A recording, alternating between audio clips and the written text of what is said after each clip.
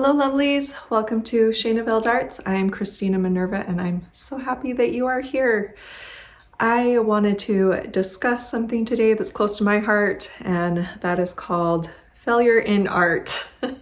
I think us as artists, we go through a lot of periods of trial and error and failure, and I feel like it's an important thing to talk about because I don't know if it gets talked about enough of what we can learn from failure and how to move on from failure and all of those fun things.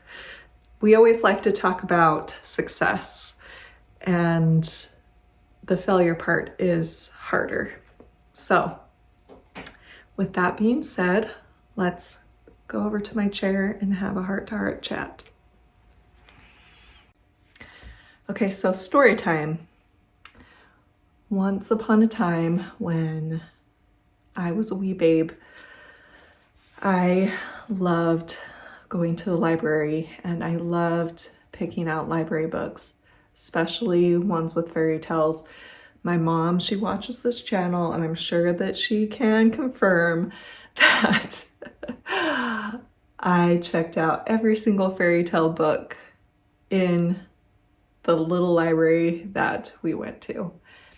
And I just loved looking at the illustrations, and that's when my love for drawing happened.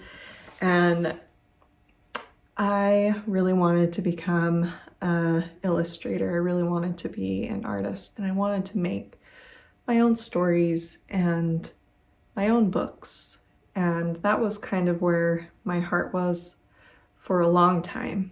And as you know, life happens, and sometimes there can be things that hinder you on your path of where you want to go.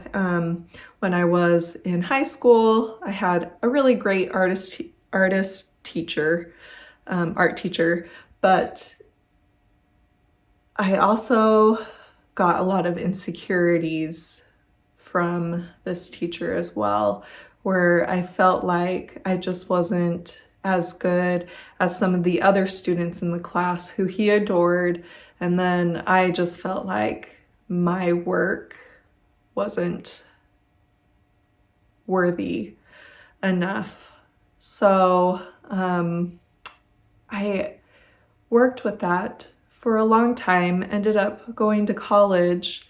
The first college that I attended, they were very specific on the type of art that they deemed worthy. And the type of art that they deemed worthy was hyper-realism, where the painting that you are making looks exactly like a photograph. And it's just hyper-realism, shading, everything had to be perfect.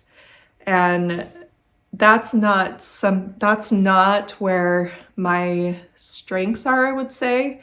I think it's very important to learn proportion and human anatomy and all of those things. And I certainly went through those classes and learned a ton, but that was not where my heart is. I wasn't interested in making things real. I was interested in creating stories and having more fun and flow with art.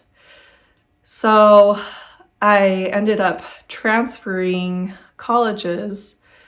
A college I decided to go to was one that had an illustration program.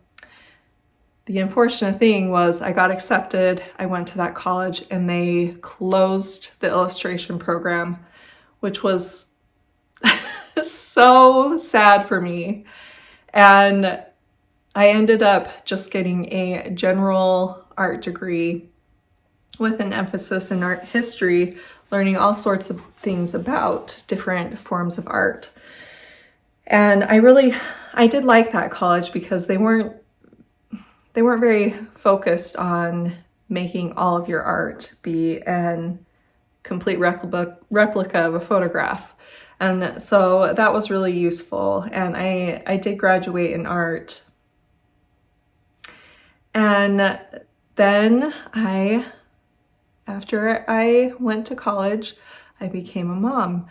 And I would do creative things, but that was my main focus. And it wasn't until a couple of years ago that I started posting some of my drawings on Instagram that I found that a sweet lady found me and she had me illustrate a book for her. This was my first ever illustration project and I was over the moon. I was so excited to do it. And it was just a blast to do. What I did was I just did a set of illustrations for each of the pages. I sent it to her and she had an editor and she did all of the back end stuff. I didn't have to worry about any of that. And she was so kind and so easy to work with, like a dream illustration client for sure. And I really love this lady. So anyway, she wanted to self-publish the book and it didn't become as popular as she was expecting and it kind of flopped. So for me, that was kind of a bummer because my first illustration, my first project flopped. And as you can see, so this is the book and it's called What Happened Today. And she did a marvelous job working with an editor and it's a hardcover and it's beautiful. They scanned all of my illustrations in. It just is very well made, but she just, with advertising everything, it has flopped. You can't find it on Amazon, I believe. I think it has a couple of reviews, but anyway, I've been thinking about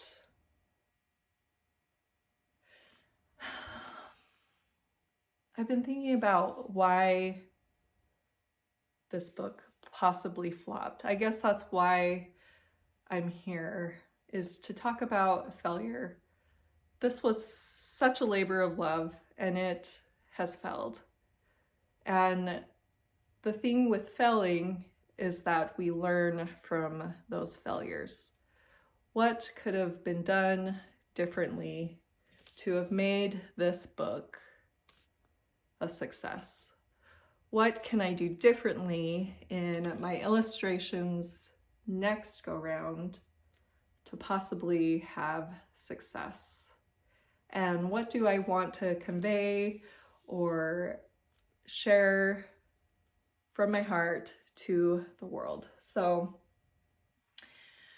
that is what I have been thinking a lot about this year. I really want to focus on my illustration work. I really want to focus on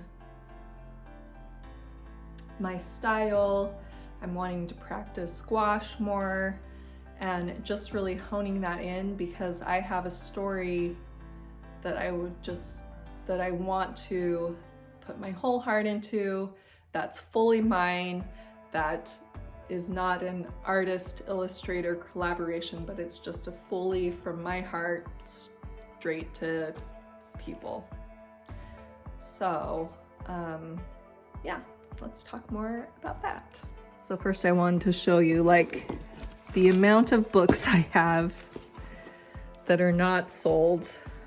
I have 2 more boxes and I know some of you might ask if I do sell these. I do on my website and they are $20 a piece, not expensive, and it's a beautiful book.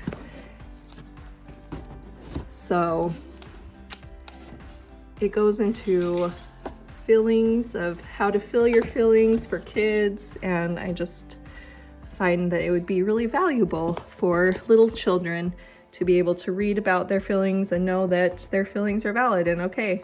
Okay, so I've just been thinking about what made this book flop. And I think that it was a couple things.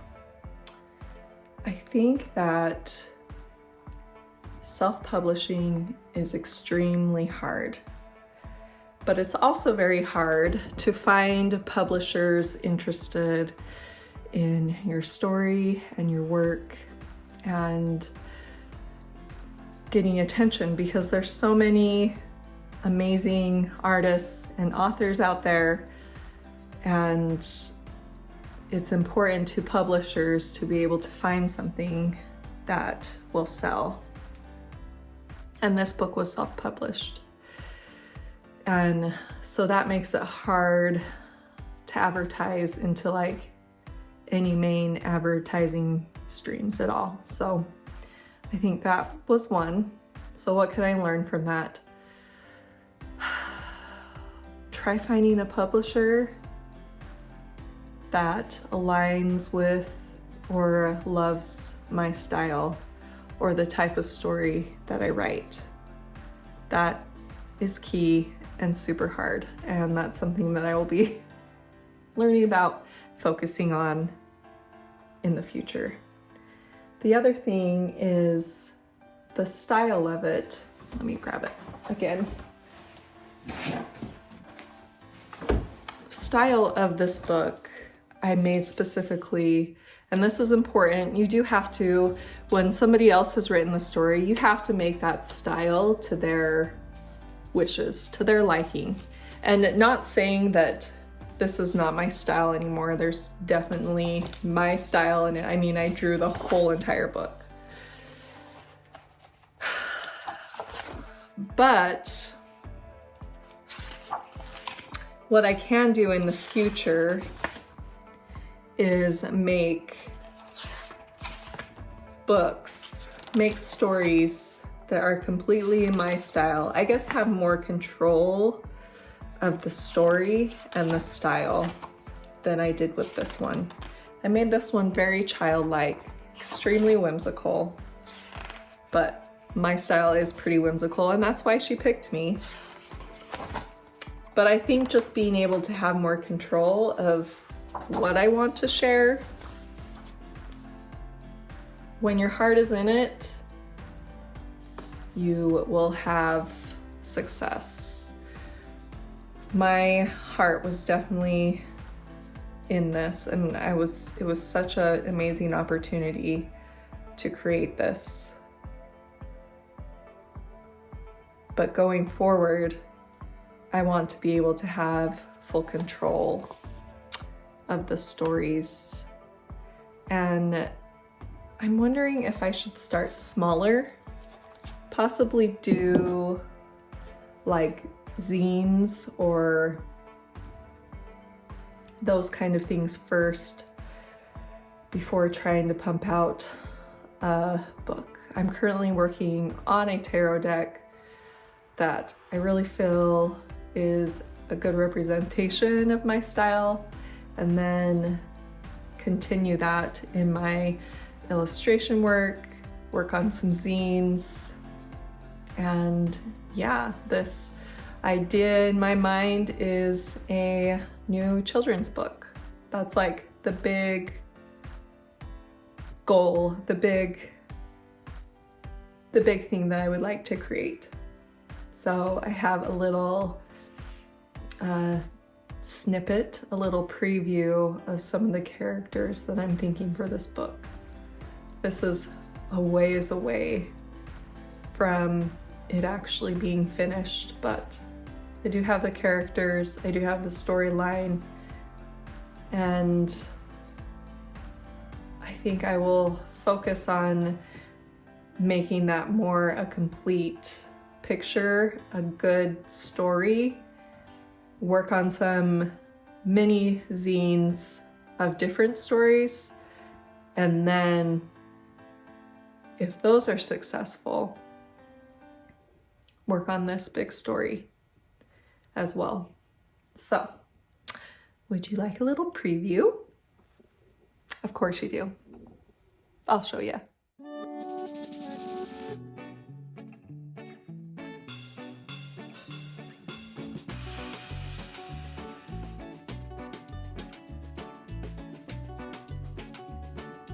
Here's a little preview in my very large sketchbook that I have had since 2004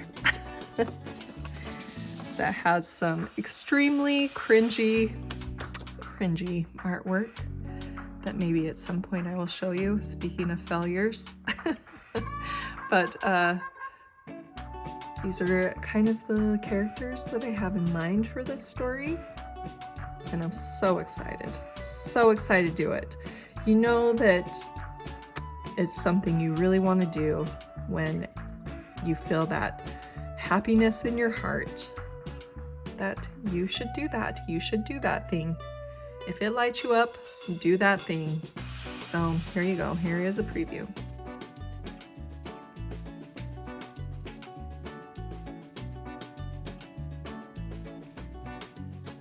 I guess the last thing that I want to add before this video ends is when you fail at something, it's okay to fail.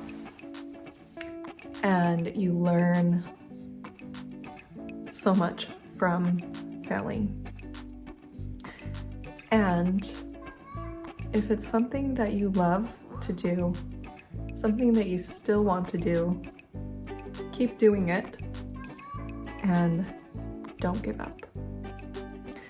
And so when those voices, those doubty voices of the art teacher in your head that makes you feel like you aren't a good artist, or you can't draw realistically, so therefore you're not a great artist,